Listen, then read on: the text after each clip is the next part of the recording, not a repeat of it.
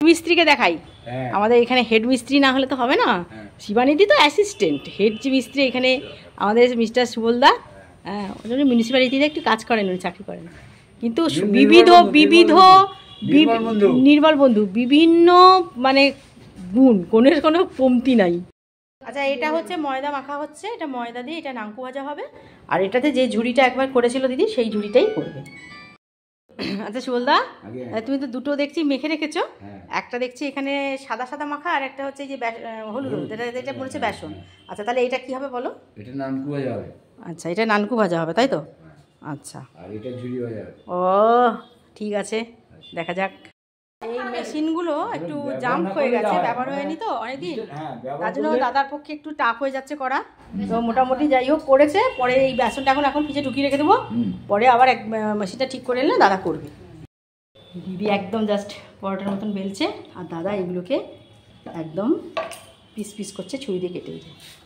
দেখাবো কেমন করছে, দেখো। এই দেখো তো গুণ, দেখো মানুষটা কাটছে একদম সোজা, একটু এদিক ওদিক হচ্ছে।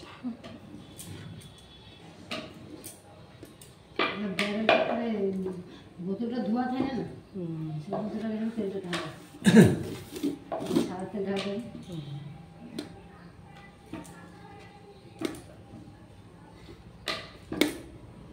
দেখো সুন্দর হচ্ছে। আর ঝুড়িটা সাদা তেলে ভেজেছে, কিন্তু এই নাঙ্কু ভাজাটা কিন্তু সর্ষের তেলে ভাজবে, তাই তো দিদি? ও আচ্ছা, ঝুড়িটা সর্ষের তেলে ভেজেছে, আর সাদা তেলে এই নাঙ্কু ভাজাগুলো এটা কিন্তু সাদা তেলে ভাজে।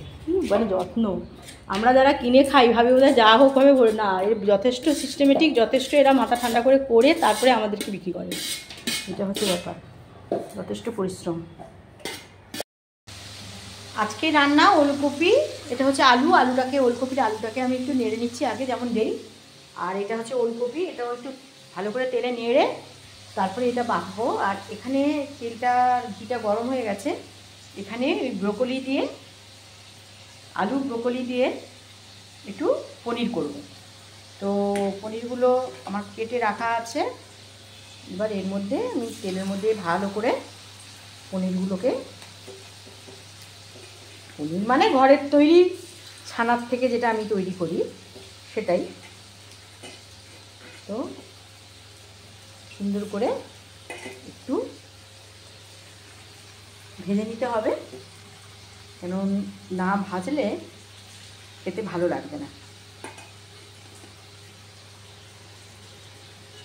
আমি একটু ভেজে নিই, অনেকে কাঁচা কাঁচা দিয়ে দেয়, কিন্তু যেহেতু আমার ছানার সঙ্গে একটু ময়দা মেশানো আছে, একটু চালের গুঁড়ো আছে অল্প করে, তো সেই জন্য আমি কিন্তু অবশ্যই এগুলোকে একটু ভালো করে ভেজে নিই। তো একটু এগিয়ে নিয়ে আবার তোমাদেরকে শেয়ার করব। পনিরগুলো সুন্দর করে ভাজা হয়ে গেছে আমার। এবারে আমি ওই ব্রকলি পনির করার জন্য একটা মশলা করে নেব। পেঁয়াজ কুচি, আদা, একটু রসুন, লঙ্কা বাটা, আর এর সঙ্গে যেটা নেব একটু হিং নেব, আর এর সঙ্গে নেব আমি একটু কসুরি মেথি। এবারে সবটা আমি একটুখানি জল দিয়ে এটা একটা পেস্ট বানিয়ে, তো ব্রকলি পনির করব। তেলটা গরম হয়ে গেছে, এর মধ্যে এই যে মিক্সড মশলা যেটা, সেটা আমি জাস্ট দিয়ে দেবো তেলের উপর।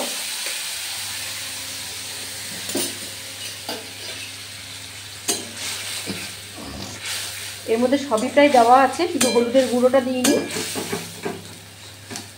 হলুদের গুঁড়োটা দেওয়া হয়নি, আর একটু বিরিয়ানি মশলা দেব, আর একটু কাশ্মীরি লঙ্কা, আর টমেটো কেচাপ।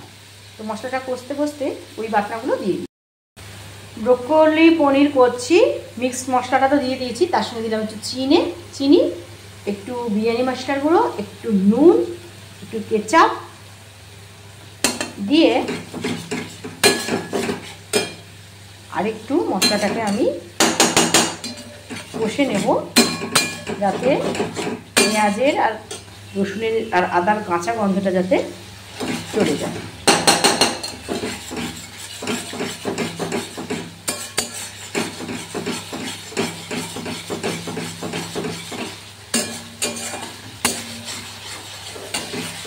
করে মশলাটা আমি কষে নিচ্ছি। দারুণ একটা গন্ধ বেরিয়ে গেছে। তো এটাই বাটার দিলে ভালো হয়, কিন্তু আমি যেহেতু বাটারটা নেই তো অবশ্যই ঘি দেবো। পনিরের টুকরোগুলোও আমি একটুখানি ঘি দিয়ে ভেজে নিয়েছি। তো এর মধ্যে এবারে আমার ব্রকলি আর যে তরকারিটা করা ছিল সেটা একটু অ্যাড করে দিলাম। সব কিছুই আমার সুন্দর করে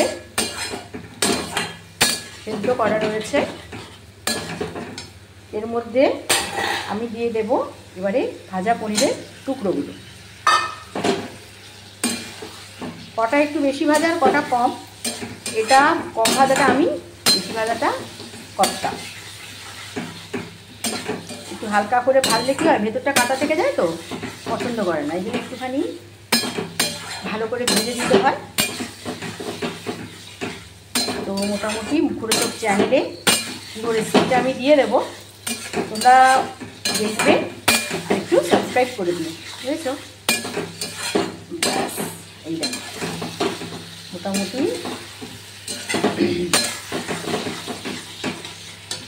এবারে যেটা দেবো এর সঙ্গে, এর মধ্যে একটুখানি আমি দিয়ে দেবো জল। আর কী কী মশলা দিলাম, কী কী মশলা দিয়ে আমি তরকারিটা বানাচ্ছি সেটা সব কিছু আমি মুখরোচক চ্যানেলে দিয়ে দিচ্ছি। এটা যদি দেখতে চাও তাহলে দেখে নিতে পারো। এটা মাখা মাখা হবে কারণ সব কিছুই সেদ্ধ রয়েছে, বেশি ঝোল আমি করবো না। তো এই হচ্ছে বাড়ির তৈরি পনির। ভেজে নিয়েছি ছানা আর কি, ছানাটাকে ময়দা দিয়ে আর একটু চালের গুঁড়ো দিয়ে ঘি দিয়ে মেখে বড়া করে নিয়েছি, দিয়ে ভেজে নিলাম। আর এই ব্রোকলি, এই আলু, রুটি দিয়ে বেশি ভালো লাগে এই তরকারিটা, ভাতের থেকে না রুটিতে বেশি চলে। বাড়ির ব্রোকলি দিয়ে আর একটু আলু আর বাড়িরই পনির, মানে বাড়িরই ছানা, সেটাকে ভালো করে একটু ঘিটি দিয়ে মাখিয়ে একটু ভেজে নিয়ে এটা করলাম, মানে ব্রোকলি পনির। দুর্দান্ত গন্ধ বেরিয়েছে, জাস্ট রেস্টুরেন্ট স্টাইলের, একদম ধাবা স্টাইল গন্ধ, দারুণ হয়েছে।